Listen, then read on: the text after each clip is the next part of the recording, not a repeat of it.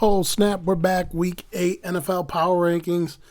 Going to get it going tonight. I'm on a little bit of short time trying to get everything situated for tomorrow because we're going to be going live for a little bit. Late night stream if you guys are interested right here on the channel. Modern Warfare 2 multiplayer comes out. Been busy. Still haven't been able to finish the campaign, but I'm hoping that tomorrow, once I get everything situated, I can finish up the campaign and then get ready for the multiplayer. Me, Hawkeye, Tom, a few other guys, we're going to be on grinding that shit. Then yeah, we'll get into the power rankings here. I think this is one of those seasons that shows yet again that, you know, you could have a really good football team on paper and still struggle or not be, you know, one of the top teams. But for the most part, usually the teams that have the high-level passing attacks or teams that are dynamic at quarterback in general, you know, tend to gravitate towards the top and or be in the mix of making the playoffs. We've seen a couple teams that are so disastrously bad that even with good quarterbacks, they're underachieving. Even with good quarterback play, they're underachieving. But even though you can have really good quarterback play and still have other components not working in your favor, weapons not really being good, not playing just enough defense. I mean, when you roll against the best teams, the best offensive teams, the teams that are most consistent, the teams that are explosive, in my opinion, a lot of times, you know, probably 7 times out of 10, you can throw the defense out the window. They become firefights. But yeah, there's a lot of teams in the middle of the pack. A lot of teams that are 3-4, 3-3, 4-3. That to me can just go in any direction, no matter what their personnel is. They're just a lot of teams just don't have it together. Some of the teams that have the most talented rosters aren't even doing well. So it's an interesting season. It's an interesting time for football, and we'll get into the Week 8 power rankings. 32, staying put, the 1-4-1 Houston Texans. So the Texans, obviously right now, you know, it's kind of, they're going to be tanking. They're going to be in there for the number 1 overall pick. One of the only bright spots this team, Dameon Pierce. Again, a lot of people don't really like to look into the advanced analytics. One of the things that really transfers from the college game over to the pro game is breaking tackles. That goes for any position, in my opinion, really. If you can get it at quarterback and a wide receiver, that's a huge plus. But obviously, running backs are meant to tout the rock. The only bright spot of this team, I've told you guys about this team. This team's got everything wrong with the depth, contrast of age and youth, inexperience versus too old and not athletic, and it's not a really good team overall. But Dameon Pierce, I think he's averaging around 4 yards per after contact per attempt. I think he's like in the top 5 for missed tackles, and that stuff showed in college. He led the league his final year in college with broken tackles by like an obscene amount. So if he keeps this pace up, you know, a bright spot for them. You know, they might have Rookie of the Year on their hands, but again, doesn't matter how well you play at running back if you don't have a lot of other pieces. If your best player on offense is your running back, then, you know, in most instances you have an issue. So Houston, 32. 31, staying put, the Carolina Panthers are sitting at 2-4. Or actually, I messed that up. They're 2-5. I forgot to edit that. But 2-5, Carolina Panthers. Again, not much to say about this team. They actually just traded Christian McCaffrey. This is a team that I was disappointed in. This team, with when you see the talent on both sides of the football, it just, you know, it's just odd. You could be really strong in some areas, but if you're not, you know, well-rounded enough, if you don't got that quarterback, it's pretty tough. This team doesn't have a good offensive line. They're not deep at weapons. They just traded Christian McCaffrey, you know, luckily for Christian McCaffrey, over to the 49ers. They started P.J. Walker, looked a little bit better, you know, with P.J. Walker, and they're a little more explosive of a player. He got a decently strong arm, and he just kept force-feeding the ball to DJ Moore, which in their situation, you know, you got to feed your best player left over offensively. Maybe he'll become a viable fantasy option. Maybe I'll trade for him. Carolina Panthers at 31. Detroit Lions, again, people got really excited over this Detroit team. At one point they were like really up there at EPA per play. I think they were like ranked in the top 10 in EPA per play, and now they're just not consistent enough offensively. Like they were fun. Offensively, they're explosive at times. They're spreading the ball around, but just not consistent enough for it to really matter. Jared Goff, just not consistent enough. I think he's like 27th overall so far in total EPA per dropback. Just not good. And this team plays no defense. This team's going to be vying for the number 1 overall pick, probably going to take a quarterback. Everyone's going to be fighting for probably Marcus Stroud. So, yeah, not much to say about Detroit. Detroit at 30. So, Pittsburgh Steelers sitting at 2-5. This is one of the more interesting teams. So, Pittsburgh, just not good enough at quarterback. I know they put in the young buck. He got hurt, but he hasn't really done anything really all that special to me. This rushing attack ranks like in the bottom 4th of all rushing attacks. One of the worst offenses in the league. They just don't throw the football down the field. This defense ranks like in the bottom 4th of yards allowed per game and stuff like that. Like, they can make plays on the ball and things of that nature, and they can get to the quarterback when everyone's fully healthy, but the defense just doesn't have the depth and it doesn't have the good enough players at the key positions to stop teams defensively. They're not good at corner. I value defensive line more than a linebacker corps, but the linebackers are just friggin' inefficient. This is just not a good football team. I'll be interested to see, if Pickett could actually come back and stay healthy, what they could do, but it's just this is potential, what do they do? Do they blow it up? Do they ship off some of these wide receivers, maybe to accumulate some more draft picks? Do they build around Kenny Pickett? Do they move on from Kenny Pickett after, we've seen it done before. Cardinals did the same thing when they drafted Kyler Murray after drafting a first-round quarterback. So, I don't know. I don't see the Pittsburgh making the playoffs. So, Pittsburgh at 29. And so some of these teams down here are all just as bad as each other. The only reason why I put Washington above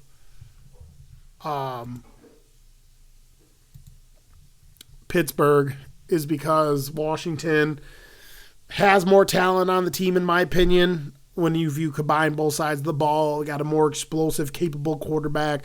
But, this team really isn't all that great. Carson Wentz played a little bit better last week, or was last time out, but I don't know if he's hurt. I don't remember if he's hurt or if they played Taylor Heineke at some point, but yeah, I'm pretty sure Wentz is hurt. But this team, I don't know what the hell happened to this team. I honestly think you need to get yourself a nice, young blood in there, a quarterback, maybe an offensive offensive firepower through the air this team has. If you bolster up the offensive line, get the right quarterback in there with those offensive skill positions, there's no excuse for an offensive coach to come in here and not take this team and produce points. Defensively, they're just absolutely atrocious. I don't think Chase Young is back, but this team is just bonzito. Washington at 25. New Orleans Saints, another team that's a really talented roster. They don't have a quarterback in place. They're playing Andy Dalton out there. Andy Dalton just doesn't have enough arm talent to beat the upper echelon defenses. This team's not, for some reason, they're like dead last in pressures. They're not getting any pressure on quarterbacks. That's why their defensive backs are struggling. They also don't have Marshawn Lattimore. This team's kind of a wreck to me, but this is one of the teams that I think would be interesting for like a veteran coach to get in there. It's a shame they lost Sean Payton, but this team has talent on both sides of the ball. They have a decent offensive line. They have a bunch of good offensive weapons, some of which are getting a little long in the tooth. You might have to trade some of them. If I was New Orleans, I'd probably ship out Alvin Kamara. I'd probably ship off Michael Thomas and keep this defense and this offensive line intact and try to go get myself the right quarterback and try to hire some new offensive weapons in there. But this New Orleans Saints team is just another one of these teams that has talent both sides of the ball, but the quarterback play just isn't enough. So New Orleans at 27. Chicago Bears. So by proxy, since Chicago Bears, they surprise me every week. I never know what Chicago Bears team I'm going to get. Sometimes you get the Chicago Bears team that shows up, shows flashes of having themselves a really good quarterback, play really good defense. This defense I just think is like a couple pieces away from being a pretty solid defense. See places rank them higher, but I got to see them be a little bit more consistent, sitting at 3-4. They've had a few good wins, but Justin Fields I thought looked great last week. Ran the ball really well, dished the rock really well. Although he had a couple plays where, he really put the ball in harm's way. But I think he's only 21 or 22. He needs more experience under this belt. But like I've said it before, it's hard to develop and get rid of your bad habits when your team's absolutely garbage. Fun fact: had I not started Kendrick Bourne, I would have won $500 in their last game because everything else hit. I had Fields to rush over 50 yards, get a touchdown, all these other things happen, and I got a ball right except for Kendrick Bourne. I found out that he was a game-time decision with turf toe. So that's awesome. Love Chicago's young defensive players, Jaquan Brisker, Jalen Johnson, obviously the man in the middle, Roquan Smith. They got some young defensive linemen that are starting to flash and make plays. Defensively, going forward, I think this team could be good. I don't know how much the market is to play in Chicago nowadays, but they need to get some weapons and some offensive line around this kid. They've proven they can run the football, play a little defense. Got to get this pass and attack going. The kid's got all the tools. Chicago at 26. Denver. So a lot of people have Denver higher than me from when I look around and see, other spots. Because I love reading these power rankings and seeing where they put teams. But the way this team's playing, they're just playing so bad offensively. And I get it. They're a top 10 defensive team. But that's not, you could be a top 10 defense. You could be the number one defense. You could be the number one defense. In today's NFL, 7 out of 10 times, the high-level offenses are going to come in and fucking put points up on you. This team's just bad in every statistic category. They're bad on third down. Play calling's atrocious. Russ has just gone into the tank so far through, 7 games. I don't know if it's coaching. They did get rid of Nathaniel Hackett, but they just can't get this offense right. And I don't know. This team's going to be down here at the bottom until I see them. They got pushed up by proxy because the team's too talented to be placed underneath any of the teams below them. But, man, this Denver Broncos team. I mean, I feel like if I was the defense for this team, as low as the little amount of points that they've given up, I'd be like, what the fuck, man? Get me out of here if I was a defender. You just, playing such good defense. It's so hard to play defense in this league today. They're playing really good defense, and they ain't getting shit out. Rumor is Jerry Jeudy's on the market, too, so anyone who wants Jerry Jeudy, hit him up. Las Vegas Raiders, 2-4. So the only reason why I put the Raiders in front of them is because the Raiders have proven on a bunch of different occasions that they can actually score the fucking football.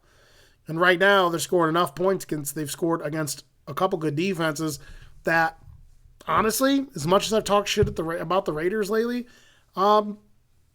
I'd probably take the Raiders over the team we've been seeing. If they played head-to-head, the Raiders would probably score enough points to beat them.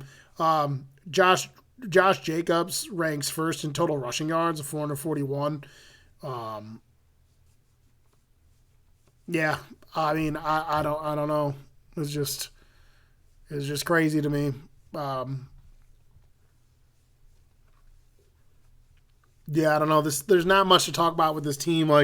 They're just atrocious defensively. Their defensive personnel's god-awful. They just got 2-star defensive ends. It's just not enough. But I expect this team to just stay inconsistent. I put them over Denver because of the offensive strikeability with this team. But Las Vegas Raiders are 24. So the Cleveland Browns are starting to take a real slide back for me because it's looking like they're not going to be able to, as good as this roster is, they're not getting enough explosive quarterback play. Enough consistency. It's like Brissett's been okay, but it's just not, they just don't got enough juice. They don't have enough juice, especially in this division. They probably should take a dip back farther, but, I've seen places have them as low as like fucking like 29. Um, I think Jacoby Brissett has played well. For some reason, as a whole, Cleveland's not really getting that great of a pass rush. Obviously, you can run the football. They're ranked in the bottom fourth in run defense. Myles Garrett's playing well, but the team's just not getting good enough pressure, and they're not getting a good enough play from their defensive backs as talented as defenses. I know some of them have been banged up, but until Deshaun Watson gets back, that's a big if he ever comes back. Cleveland could be in a situation where they find themselves, quarterbackless after they played all that money. It's just not a good look. If I was Cleveland, you make the argument that if you look on paper, they're probably a top 10 roster across the board. I don't know what you do with that fully guaranteed contract. I mean, if Watson's able to play, then you got to wear that scar and play him. But man, I don't know what you do if you're Cleveland. Like, say if you fucking were picking in the top 5, would you take another quarterback? You never know. And then those Ohio fucking table showers, Deshaun Watson might not last long in Ohio. So this team's in a rough spot. So Cleveland, 23, down 3. Again, I'm still not high on the Indianapolis Colts. A lot of people love the Colts, sitting here at 3-3-1. I just think the Colts are fucking flakes, dude. They sat Matt Ryan because he's hurt, and they're going to start Sam Ellinger, who's shown at times that, he's got some skills and stuff, but he's not, overtly talented. Without Jonathan Taylor, this team can't optimize its style of play. The team is ranked, 31st in total run efficiency. The offensive line gives up a lot of pressure, too, in the pass game. So when you have those two combined, it's going to be rough rushing. And then on top of that, they don't protect the quarterback all that well, which is probably part of the reason Matt Ryan's hurt. Again, this is another talented team that just doesn't have it together offensively. They lost their bell cow back. Quarterback situation is not good enough. I don't think they're that good at wide receiver. I do like Michael Pittman, but outside of that, it's kind of meh. And this defense hasn't been as consistent as well. If you look at the defensive personnel on your team, then you're like, damn, this is a good defense. Not playing that well. A lot of people rank them. I've seen people rank them in the teens, but I'm not. This team, to me, will be maybe, if they can get it together, hunting for a wild card spot, but I just don't see it making the playoffs yet again. So Colts at 22.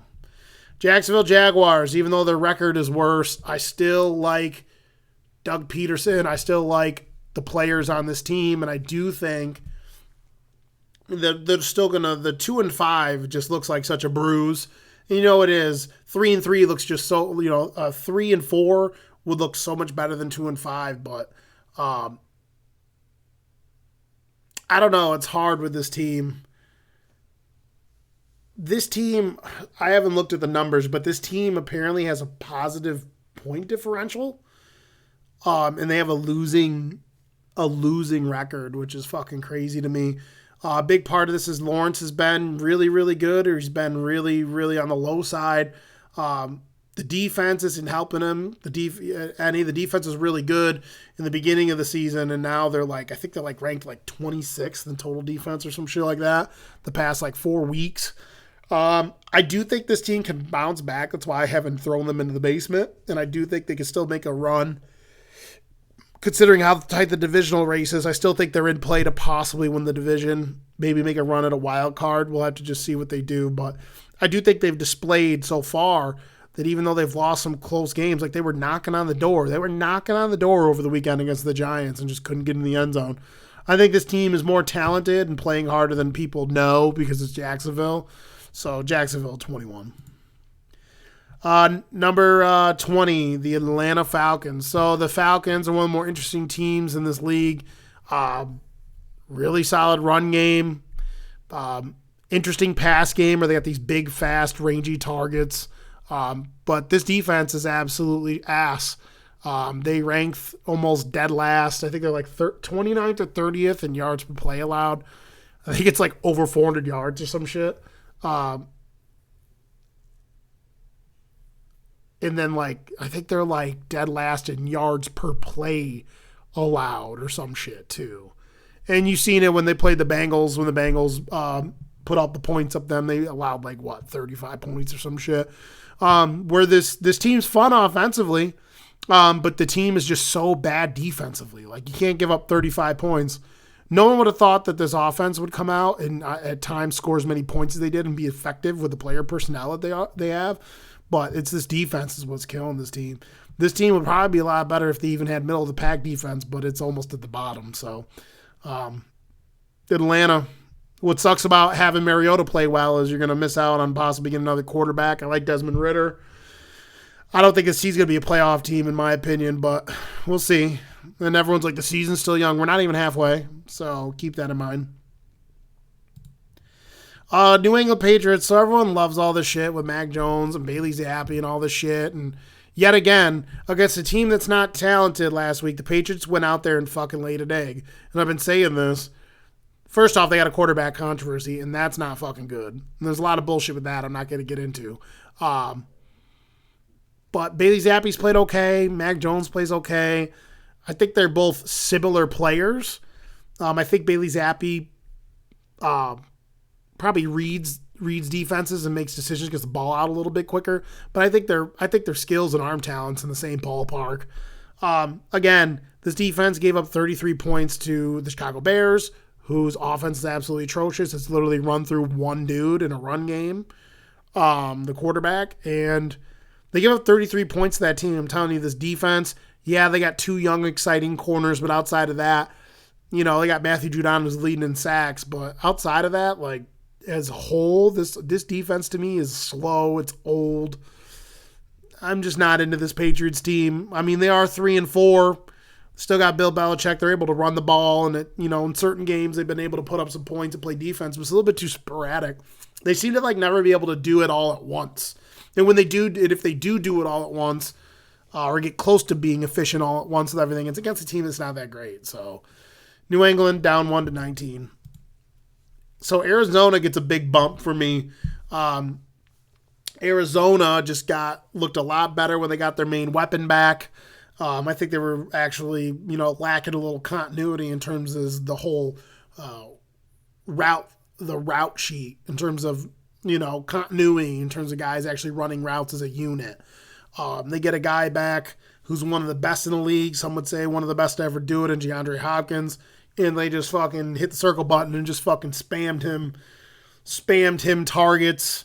One-on-one, he's always going to win against guys. And it's going to really uplift this offense having him back, because you're going to have to watch out for him all over the place. And in this offense, it really opens everything up. The onus, I think, going forward now is going to be the defense. Yeah, the defense showed up with some splash plays last week, but this defense has just been very, very inconsistent. A lot of young players that are inefficient. And I loved Isaiah Simmons coming out of Clemson the year he came out. He's my favorite player on the draft board. But against my better judgment, he proved to me that he's not good against the run. Right now, his run defense grade is 37. Personally, I'd play him at safety and bring him down into the box and need him to cover tight ends. He's not a traditional linebacker. I don't even think he's an off-ball linebacker. It's not that he doesn't try hard. I just don't think he's actually physical enough to play linebacker. Comes up with some big plays. He's got that 4.3 speed, 6'4" with them long arms and stuff. But personally, I think he's a strong safety in this league. I don't think he's a linebacker. Unless you're going to pair him up, unless Zaven Collins can come out and actually be a serious off-ball stud for you guys at his height, weight, and speed and stuff, and really plug the middle up there, and be that good in the run game. They're gonna scheme things and run the ball right at Isaiah Simmons, and he can't get off blocks. So, I like what this offense is probably going to be. This team in a tight division now is going to have a shot to probably be a wild card team. And I think, and you got to ask yourself the question, do you still move on from Cliff even if you're a wild card team? You got to ask yourself, can Kyler Murray transcend different schemes? I think he has the skill set to. I think he has the skills to be a pocket passer. Is he going to do the work? I know there's talks about, his football IQ and not studying and stuff. And if you're going to win from the pocket, man, you got to be fucking smart. And you got to be able to make decisions. He has all the physical tools. interested to see. I would be interested to see who they bring in and what happens there. But I still kind of like Arizona a little bit. Arizona 18, Tennessee at 4-2. So the Titans, again, like I said about the Titans the other week, they started to figure out, we need to go back to, with our personnel, we got to go back to balanced football. Ryan Tannehill is an efficient passer in the medium and intermediate levels of the field. He's still prone to making bad mistakes, but, if you draw up the right run plays, run when you should, pass when you should, just get enough defense. This team's starting to come into its own and it's found its identity back. This team is now one of the top teams in red zone percentage, and Ryan Tannehill's always been good in the red zone, and that's mostly because when you have that run game, you have a guy that's already good, that efficient and intermediate and medium pass routes. I mean, that's just a recipe for, starting to cook, in those confined spaces. But the defense,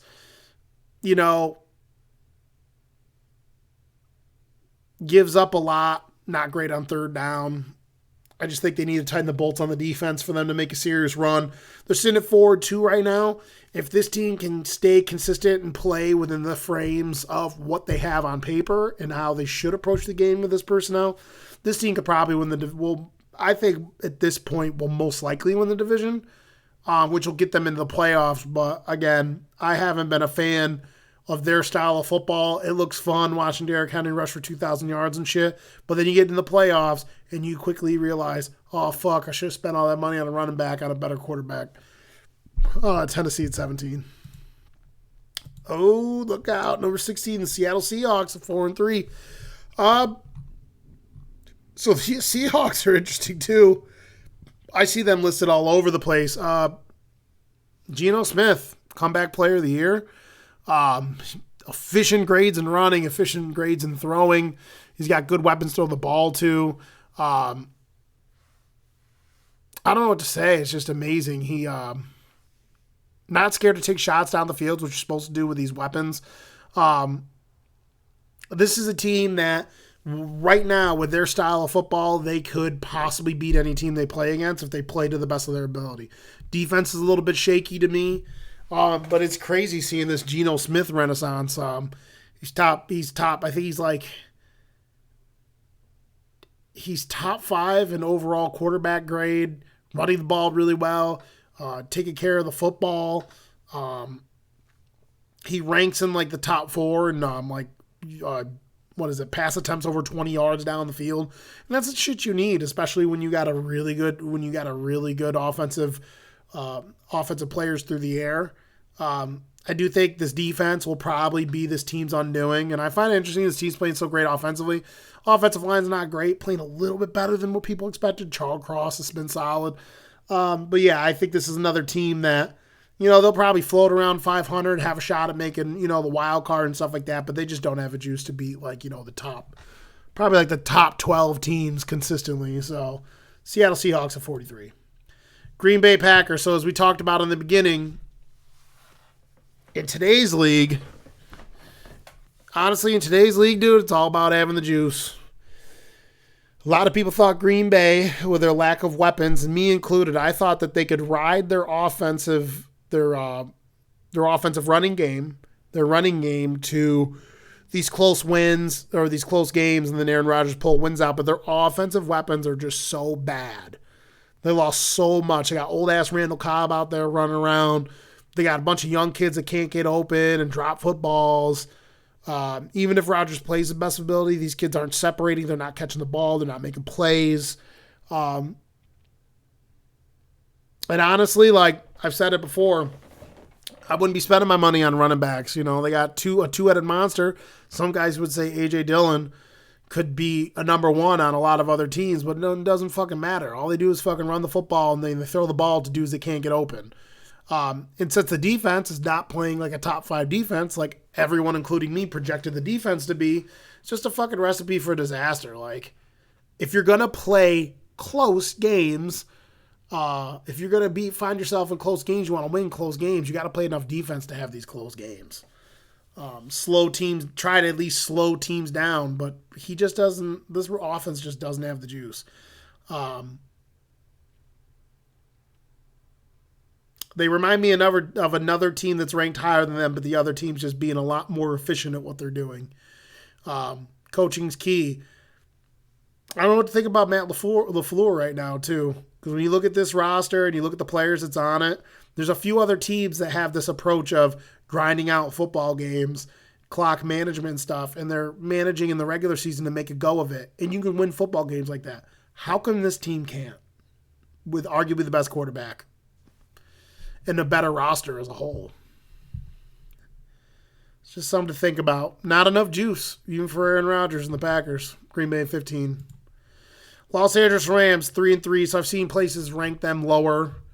I still need to see more of the Los Angeles. They're 3-3, people.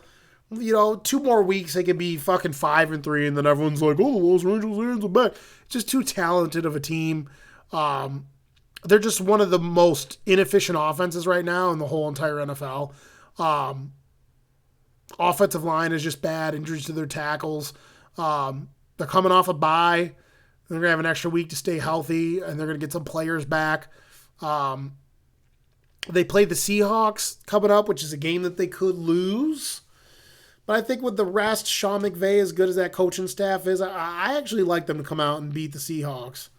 And I think that game... where's that game?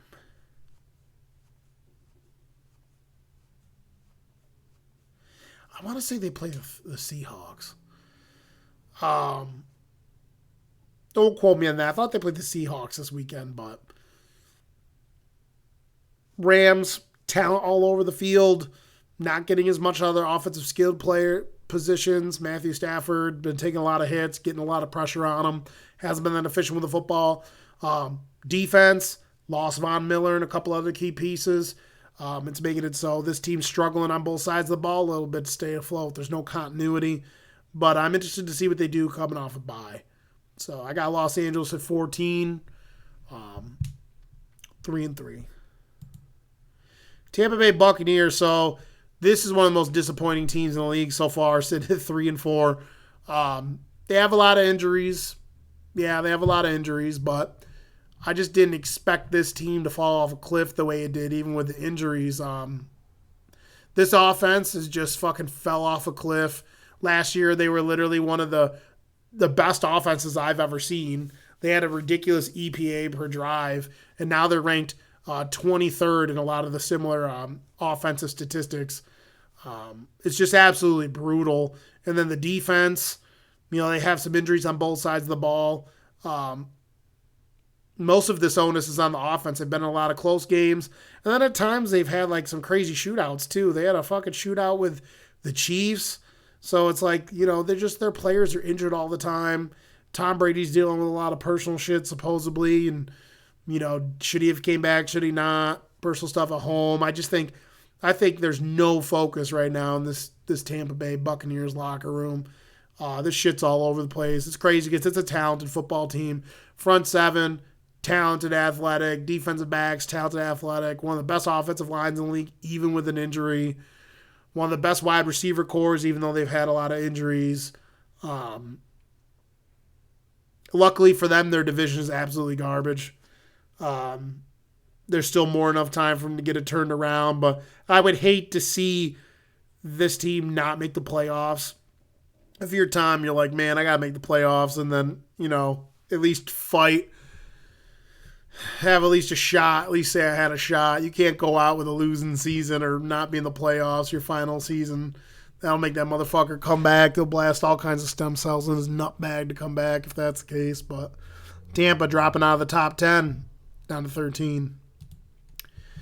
The New York Jets all in up to 12, 5-2. So this team, for me, it's a power ranking, people, and they are playing really well. I mean, they're 5-2. I know it is a power ranking, so I have to kind of give credence a little bit to the fact that they are 5-2 and they are playing well. They have beat some good teams, 3 good teams.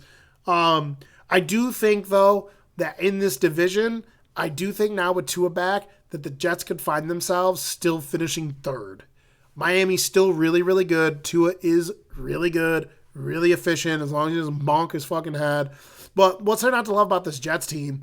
They can run the football really well no matter who's back there. The offensive line has exceeded everyone's expectations. Again, offensive line, for the most part, is what drives offensive rushing efficiency. So, they make a quick little trade for James Robinson, which will be able to, you bring it back in that's just as good to fill in the blank there for Breece Hall, who was playing well through, 7 games. It's a shame he went down. I think he's got a career-ending injury. Good young weapons at wide receiver. They're loaded at wide receiver.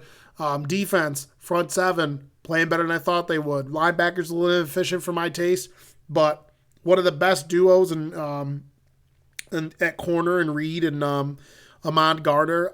I don't know if Ahmad Gardner's given up any touchdowns yet, but he's got an 80-something pass coverage grade. I've never seen a rookie quarterback that I can remember anyways, because it happens so rare, who's grading out as well as he's grading through 7 games. And none of these games have been like particularly all that easy for them. At the end of the day, it's going to ride on, we got to see more out of the quarterback, man. You're going to get in the games. You got to win shootouts. They've had such good variance running the football and playing defense that they haven't had to take shots down the field.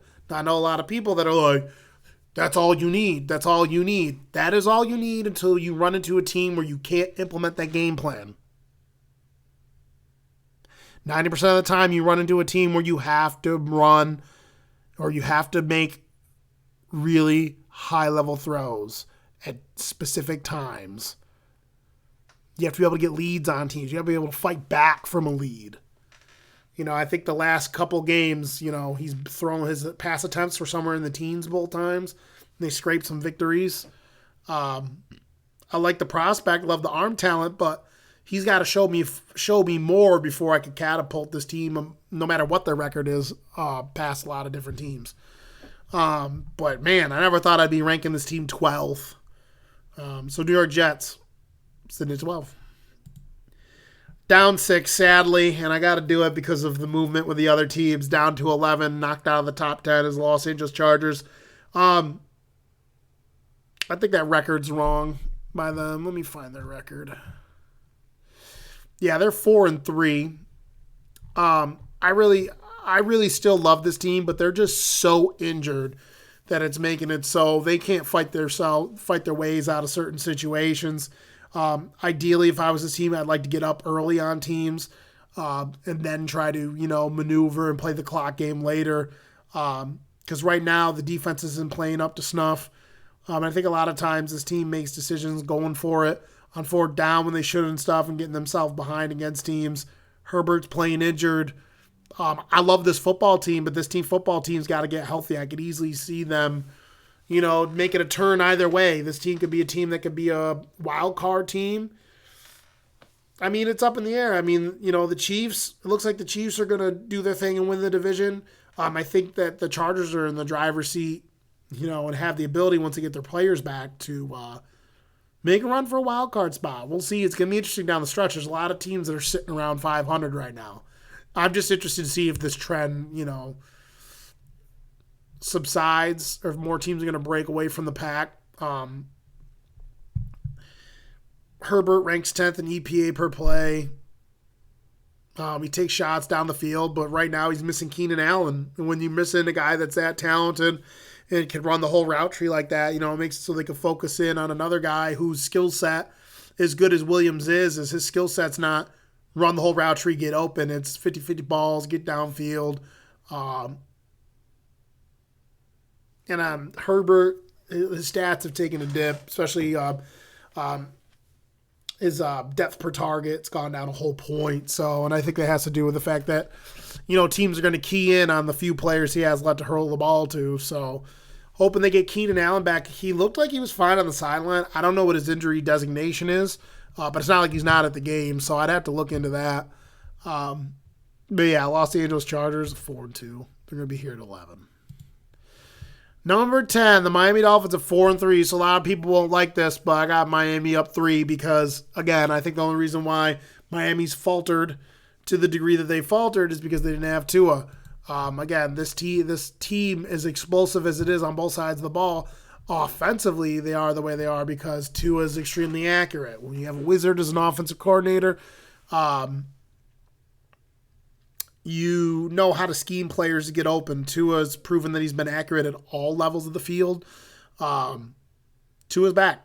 And I think this team's going to get rolling, and this team's going to be a playoff team. I think this team's going to be a wild card team, a strong wild card team. Hopefully, they shore up their injuries so they have some nagging injuries on defense. But this team's loaded in the secondary. They have a solid front seven.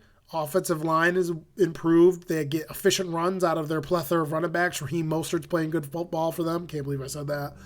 But yeah, this team, the only thing holding this team back from being division winners is the best teams in their division. So it's going to be interesting to see, in the second half of the season what Miami does. I like Tua a lot. Hope he stays healthy. You get the right personnel around Tua. He has good timing. He's intelligent, and he's really accurate. You can win a lot of football games with Tua Tagovailoa as your quarterback if you know what you're doing. Miami at 10. Number 9, Baltimore Ravens. I've seen a lot of people drop Baltimore out of their top 10. I couldn't drop Baltimore out of my top 10, but they're going to get flung back behind a lot of other teams. I've also seen people still rank Baltimore pretty high. I've seen Baltimore ranked as high as 5th, which I think is a little rich for my blood, but I bumped them back. Obviously, this offense goes as Lamar Jackson goes. People talk shit about Lamar Jackson, but, I think he's leading the NFL in touchdowns from the pocket. Obviously, he has the ace in the sleeve. He's the best rushing quarterback ever. This team's a top 5 rushing team, usually no matter who touches the ball in terms of rushing. Tends to eat in this style of offense. The biggest issue is the defense that's not playing well in the second half. They keep letting teams back in. Talented defense. I think they're a little inefficient at spots. I think they could be deeper along the defensive line. I also think their linebackers are inefficient. Patrick Queen, solid in coverage, but he gets washed out of plays a lot. He's not strong at the point of attack. And at times, I don't think he tackles all that well. I don't know if they have injuries in the secondary, but I know that the secondary hasn't been as on point as it could be.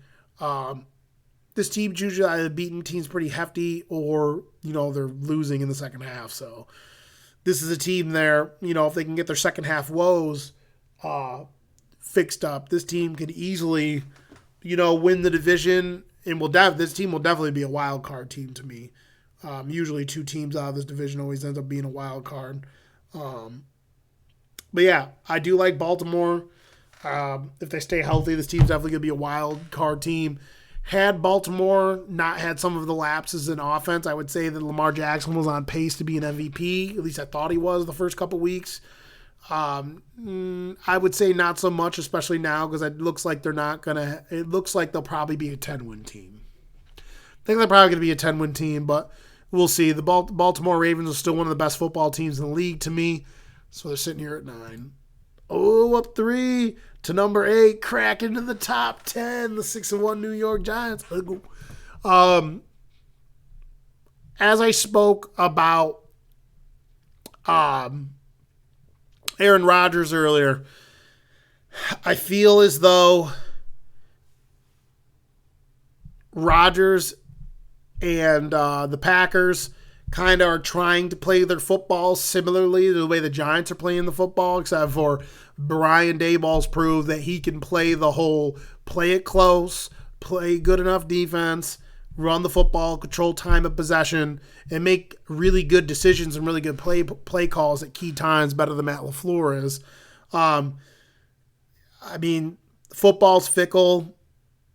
There's variance. The cookie crumbles certain ways, certain times. You definitely get unlucky with certain things. So it just boggles my mind how the Packers with Aaron Rodgers still aren't that great, because Daniel Jones, as a pure passer, hasn't been fantastic this year, although their style of play, they've been able to keep it up enough to where, he doesn't have to do all that much.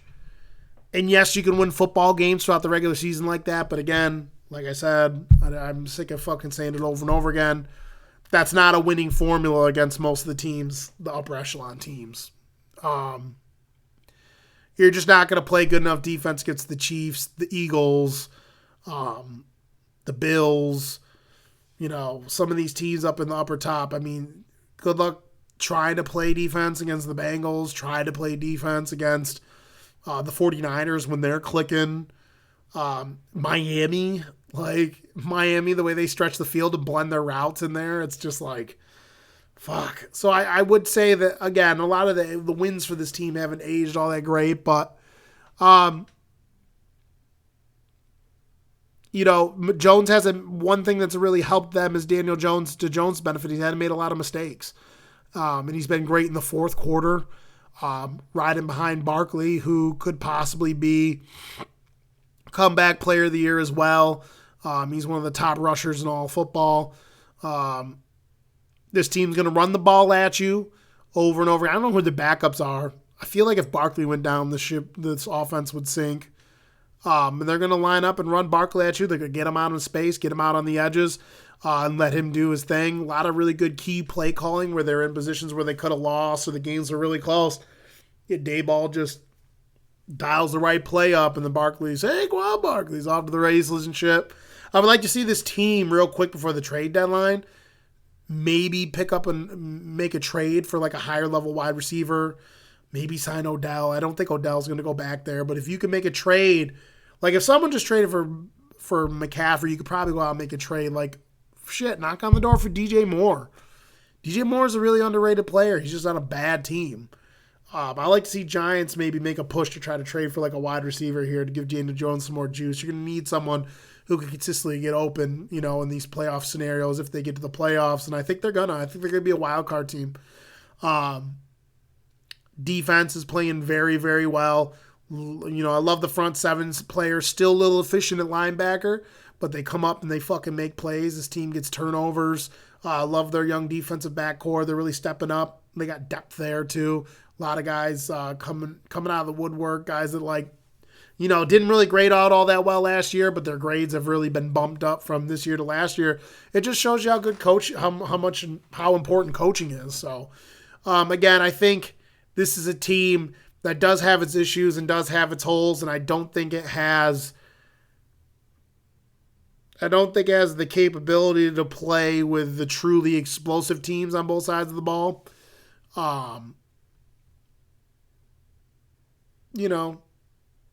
But I do think they're going to be a postseason contender. I do think they're going to be a wild card team. That would be crazy. Well, I got to think about that. That would be crazy if 3 teams from the NFC East made it in. It's probably going to come down to them and the Giants. Or them and the Cowboys. Sorry. I didn't fucking sleep much last night. I got a fucking headache. I'm just like, out here. But yeah, dude. Pump for this Giants team.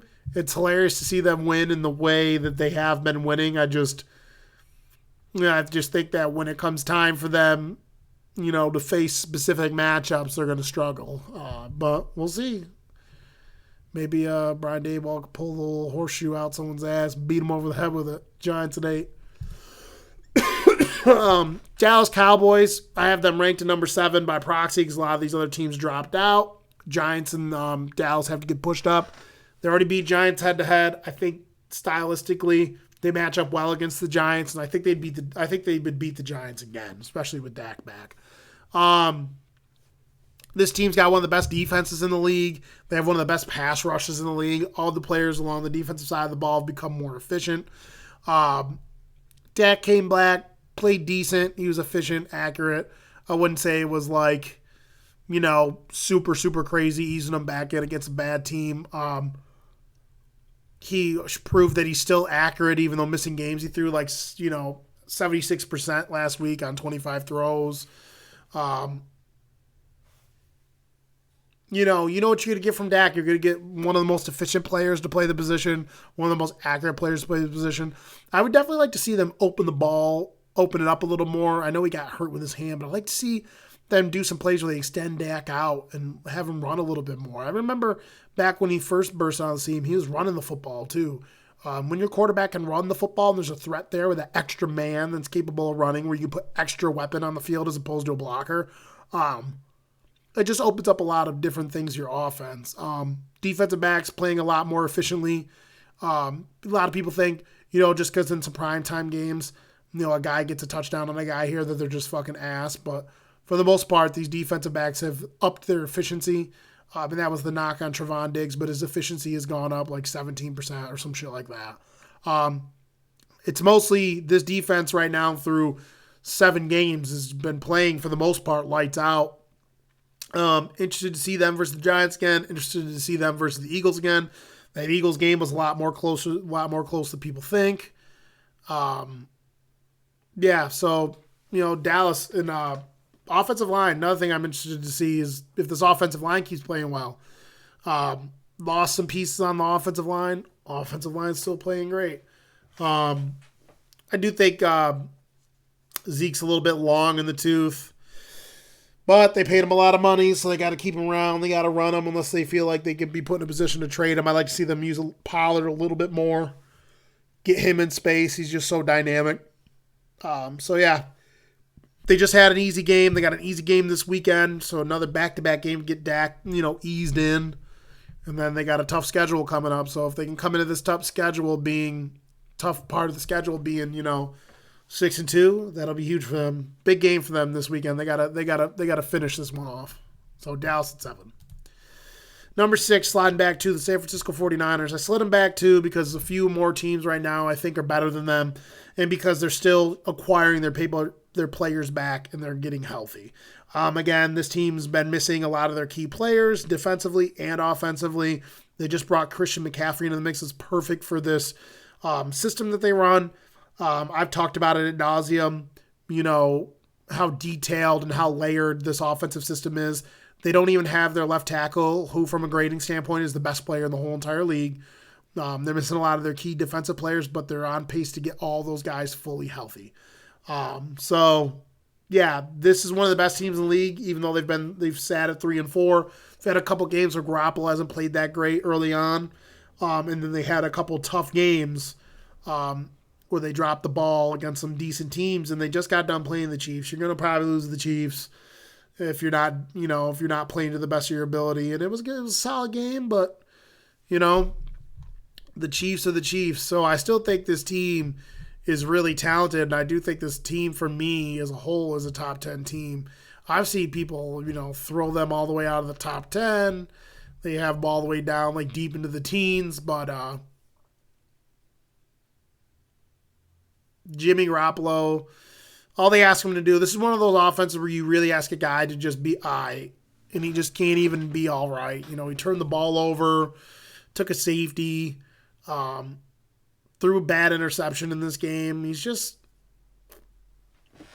I always try to give him the benefit of the doubt. Like, yes, he's going to be efficient and consistent enough all the time and stuff, because, a lot of people say this is the type of shit. San Francisco, this team right here, is one of those teams that all the fucking old heads and all the dudes that fucking act like, we aren't playing a football differently nowadays, that the league isn't tailored to a new style of game. This is the type of team that everyone loves, and everyone goes, see, this is all I need right here, blah, blah, blah, and all this other stuff. And it's like, you can't even get that out of your quarterback. I don't know, man. This is one of the best defenses in the league. They're getting healthy. This is one of the best rosters in the league, getting healthier. They're going to have all their players back soon. I do expect this team to be a playoff team, even though they're 3-4. So San Francisco, 6. Number 5, the Minnesota Vikings. So the Minnesota Vikings, it's really helped them that the Vikings haven't had their, boss of that division for the longest time, not playing well. Again, I've been saying it so far throughout the season. It's the defense, and then Kirk Cousins has to be better in primetime games. If Kirk Cousins was better in primetime games, this team could be undefeated. Minnesota not playing well has really helped this team. I don't know what they do. I think they got like a year or two left on Kirk Cousins' contract. Ideally, you'd want to try to get yourself situated so you can move off Kirk, especially at 33, 34 years old. If you're not getting a Super Bowl out of that guy with this, especially with some of the rosters they put together with Minnesota around him, he's just not going to be that guy as good as he is. He's really, really good. This team can do a lot of different things offensively. They can run the ball out wide. They can run the ball between the tackles. They got guys who can catch the ball out of the backfield, and they're super explosive in the passing game. Justin Jefferson, Thielen, got a lot of young guys running the underneath routes. Osborne, some young tight ends. And the defensive personnel is solid. It's just they're not playing as efficient and cohesive as they need to be. They've been in a lot of close games.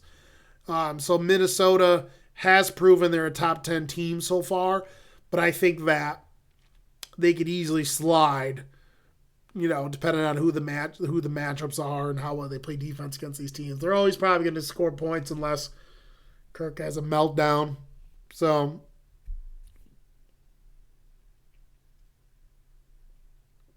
I don't know.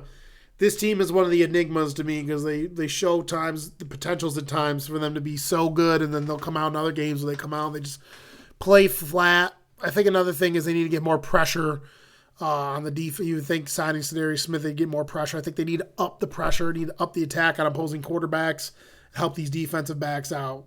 Some of them haven't rated so well through seven games. So, yeah, it's another one of those teams where they're just good enough at quarterback to be pretty good, but I love Kirk Cousins. I've defended him, but I think Kirk's a liability. So, we'll see. Minnesota Vikings at 5.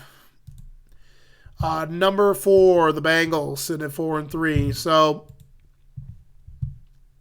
obviously, I'm a Bengals fan, but right now I think this team can beat anybody.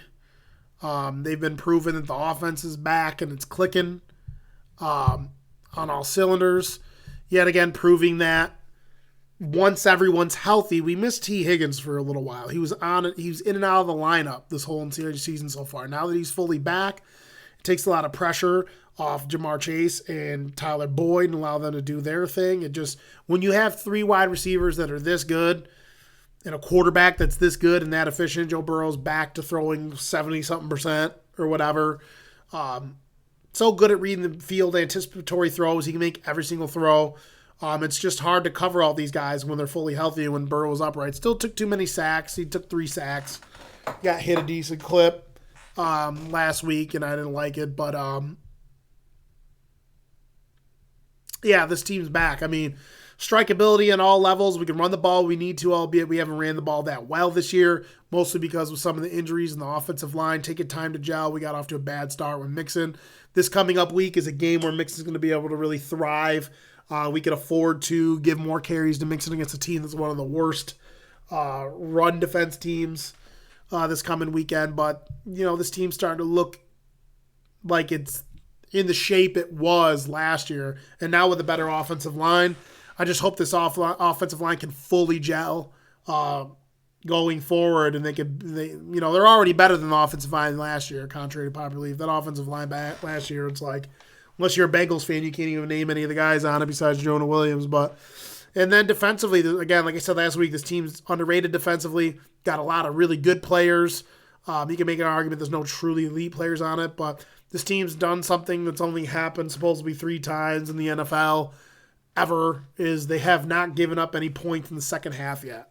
They tend to figure out what the opponents are doing in the first half. Defense, Lou Anarumo and those guys make all the adjustments. Then they play lights out in the second half. If this is the way this team's going to keep playing going forward, I'll take it. Number 4, Cincinnati Bengals. Number 3, Kansas City Chiefs. So Kansas City Chiefs staying put at number 3. Chiefs, they're the only hole for this Chiefs team is right now their quarterbacks are walking all over them.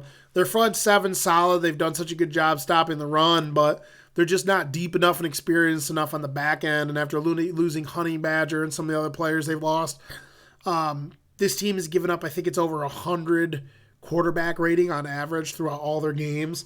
And so this team's really good in the front 7, one of the best offensive lines in the leagues, one of the best offenses in the entire league. They can score on everyone, but if you get into the shootout with this team, you can beat this team if you get into a shootout with them. I do not know why the record says 2-2. That record should say 5-2. I don't know why it says that, but sorry. This team's going to be right there. Again, they knocking on the door for another opportunity to Super Bowl. They can stop the run. They can throw. They have arguably the best quarterback in the league. Interested to see going forward. I want to see. They don't play the Bills again. They don't play Philly. It's just crazy that you're not going to be able to see like Philly or the Bills or see these teams play each other until they get back to the playoffs. So, yeah, Kansas City at 3. Philadelphia Eagles, number 2 at 6. I want to be an Eagle, baby. Let's go. So it's pretty simple. The Eagles are top 5 in scoring offense, and they're top 5 in scoring defense. You put those two together. It's a recipe for winning, especially when you have an offense like this that can do everything. They can throw the ball in the middle of the field. They run a lot of good RPO stuff. They got guys that can run after the catch, guys that can run the whole route tree. And then when you're a top 3 rushing offense, you're going to win a lot of football games. And Jalen Hurts has just shown that, steady, consistent, get the ball to playmakers. I think these playmakers are the perfect playmakers for him. Defensively, although they get a lot of turnovers, I do think they kind of have, for the most part, a bend, don't break style defense. They've given up points to some teams. I think in a few different games they played down to the level of their competition. With a competent kicker, they would have lost to the Cardinals a few weeks back. So, but this team is fantastic. They're in in most metrics that matter, they're in the top 10 in most metrics that matter. I do think their defense is a little bendy, a little bit too, leaning on turnovers, but love this football team. We also said the other day that this team has a soft enough defense or soft enough schedule. I hate saying it, but it's like, could this team go undefeated? It's a possibility. We've seen worse schedules in for a team that has 6 that hasn't lost a game. So it's going to be interesting to see going forward. Again, this team has one of the best offensive lines in the league. This team's super efficient offensively. Interested to see what matchups are coming up for this team. I still have yet to see a game where Jalen Hurts gets put in a position to where he has to really step up and put the team on his back in terms of actually throwing the football. That's just my opinion. But then again, if you get yourself in positions all the time like this team does often and not have to do that, then you're not going to do it. Eagles at 2. Number 1, the Buffalo Bills. What can I say about the Buffalo Bills? Josh Allen is probably right now the MVP. He's absolutely fantastic. He's the only quarterback that's averaging over 300 yards per game. This team's averaging, I'm pretty sure, the most yards per play with almost 7. They got playmakers everywhere on offense. When they run the ball, they have efficient running. Don't listen to what the pundits tell you. Say they can't run the football. Whether it's Allen or the running backs, they run the ball at the right time. They have efficient runs. They're just deep all over the place. And this is a team defensively who's in the top 10 defensively, and they don't even have all their guys healthy. This team's stacked on both sides of the football. Offensive line is probably the only place that could be a little bit shaky for them, but that offensive line's playing better than people thought it was too. They picked up Ike Boker, and I forget the other guy's name. It was 2 really good pickups, guys that graded out well last year on their respective teams, came slot right in for the linebacker, the lineman that they booted off, the lineman that they got rid of in the offseason. Josh Allen, just efficient. Monster, running, throwing. There's nothing this offense can't do. Deep ball, middle, sideline, crossing routes. They're like 6 wide receivers deep. Guys that can make plays. They got a guy for every situation.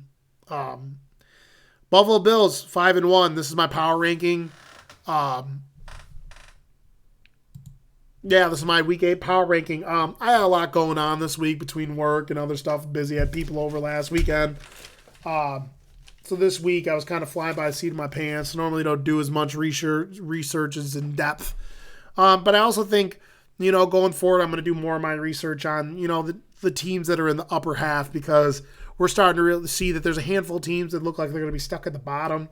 Like we said, we talked about a few teams that maybe can make some noise: Broncos, Raiders, and a few other teams. It's like, do they have enough juice to maybe make a run at least getting back to 500?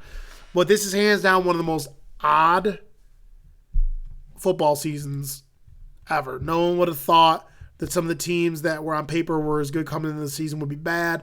No one would have thought the Jets would have been 5-2. No one would have thought that the Giants would have been 6-1. It's absolutely crazy. some crucial games coming up the next 2 weeks that are really going to set up the landscape for, could teams pull too far ahead of their divisions? You're already starting to see that a little bit now. But yeah, I'm interested to see going forward. It's going to be crazy to see what teams make it in at the end. But yeah, Buffalo Bills are number 1. Let me know what you guys think down in the comment section. Just want to let you guys know that me and the guys are going to be going live tomorrow night for Modern Warfare 2's multiplayer opening up. We're going to play some multiplayer. I haven't checked to see what the deal is with the Warzone stuff is for that.